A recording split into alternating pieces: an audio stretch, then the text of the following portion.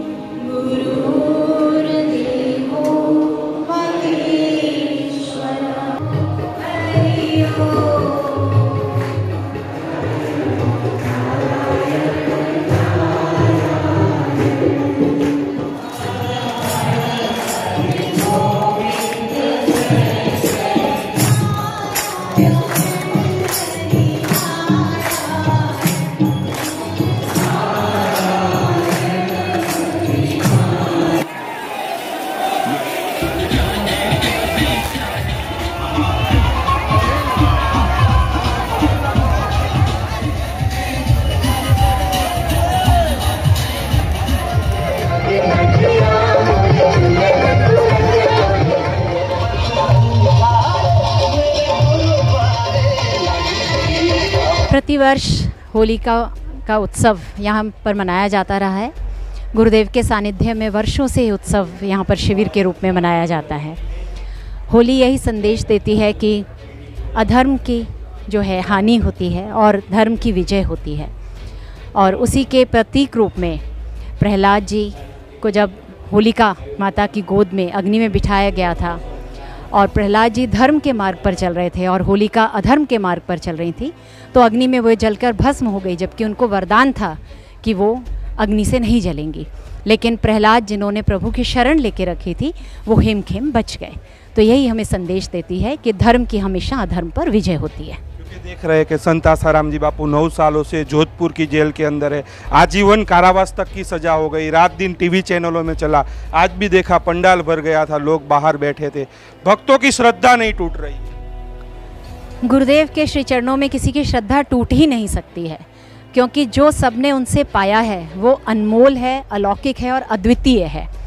ऐसा ज्ञान, ऐसी भक्ति, ऐसी संस्कृति के लिए प्रेम किसी और स्थान पर नहीं मिल सकता जो गुरुदेव के श्री चरणों में मिला है। देख रहे हैं कि एक लड़की ने आरोप लगाया, उसके बाद भी देख रहे हैं कि काफ़ी सारी महिलाएं बापू के समर्थन में खड़ी है। आरोप लगाना तो बहुत आसान काम है। आजकल तो वैसे ही किसी को थोड़े से पैसे दे दिए जाएं, वो कुछ भी बोलने के लिए खड़ा हो जाता है। लेकिन करोड़ों भक्तों के अनुभव हैं गुरुदेव के सानिध्य में, उन्होंने क्या पाया है, गुरुदेव की दिनचर्या को सबने देखा है। तो इसलिए एक लड़की के आरोप लगाने से कुछ भी नहीं होता है। हम सबका अनुभव उससे कई गुना ज़्यादा बड़ा है। लेकिन लोगों का तो ऐसा कहना है तो एक अंधश्रद्धा है, अंधभक्ति है, क्या कहोगे उनको? अंधश्रद्धा कैसे कह सकते हैं? क्या हमारे शास्त्रों में अंधश्रद्धा बताई गई है? ईश्वर के प्रति प्रेम, ईश्वर के श्री चरणों में अपनी भक्ति होना, यह अंधश्रद्धा नहीं है। और कोई भी चीज़ है, आज हम देख रहे हैं पाश्चात्य जगत का अनुसरण करके लोग कितने तनाव में हैं, कितने अवसाद में हैं, यहाँ तक आत्महत्याओं की संख्या बढ़ती जा रही है। लेकिन ये तो हमारी संस्कृति है, शास्त्रों का ज्ञान है, संतों की कृपा है कि हम सब यहाँ आते हैं, साधना, ध्यान, भजन करते हैं और उसी शांति और आनंद में अपना जीवन जी रहे हैं। तो इसको अंधश्रद्धा नहीं कह सकते। मतलब आरोपों में कोई सच्चाई बिल्कुल भी नहीं है, बिल्कुल सरासर झूठ हैं आरोप। भारत भर में आपके सत्संग कार्यक्रम होते हैं। आज देखा कि काफ़ी भारी संख्या में भक्तों की भीड़ आई थी, तो हर जगह यही माहौल देखने को मिलता है क्या? बिल्कुल यही माहौल है। कोई भी साधकों की श्रद्धा टूटी नहीं है। सबके सब गुरुदेव के प्रति आज भी वही अहोभाव रखते हैं, वही भक्ति भाव रखते हैं, क्योंकि गुरुदेव से जो पाया है वो अद्वितीय है। जगत से जो भी मिलता है वो नश्वर है, लेकिन गुरुदेव ने शाश्वत ज्ञान दिया है। मनुष्य जन्म का जो लक्ष्य है उस दिशा में हम सबके जीवन को मोड़ा है।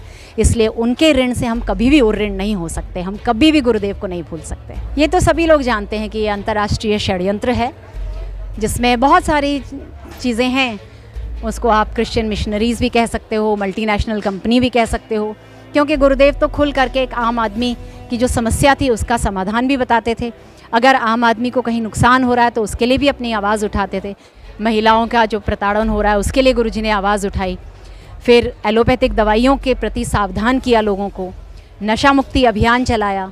तो ये सारी चीज़ों से लोगों के अरबों में जो आमदनी हो रही है उस पर कहीं ना कहीं रोक लगी, कटौती हुई, और उसी चीज़ ने उनको पीड़ित किया और उन्हीं लोगों ने मिलकर के षड्यंत्र रचा है। क्योंकि उनको पता था कि यदि गुरुदेव बाहर रहेंगे तो सनातन संस्कृति का परचम पूरे विश्व में तो लहराएगा ही लहराएगा, साथ में सब लोग सतर्क हो जाएंगे। ऐसी एलोपैथिक दवाइयों को, फास्ट फूड को, कोल्ड ड्रिंक्स को, नशे की चीज़ों को नहीं अपनाएंगे तो उनकी आमदनी कैसे होगी।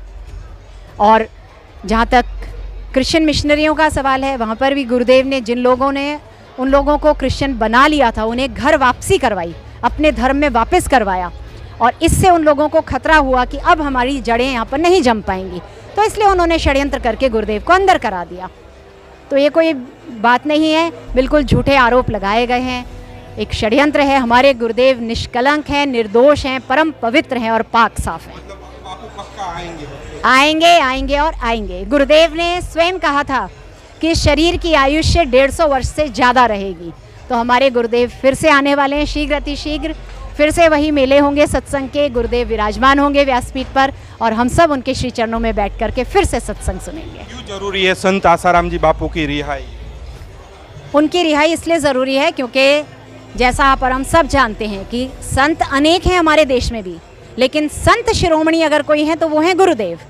और उन्होंने जितने लोगों को सतर्क किया, जितने लोगों को अपनी सनातन संस्कृति के प्रति प्रेम करना सिखाया, उसके लिए आदर सिखाया, कितना हमारे शास्त्रों का ज्ञान जन जन तक पहुंचाया, वैसा किसी अन्य संत ने नहीं किया है। और गुरुदेव कोई साधारण संत नहीं है, वो ब्रह्मज्ञानी हैं, वो परब्रह्म परमात्मा स्वरूप हैं, इसलिए उनका आना अति आवश्यक है और वो अवश्य ही आएंगे।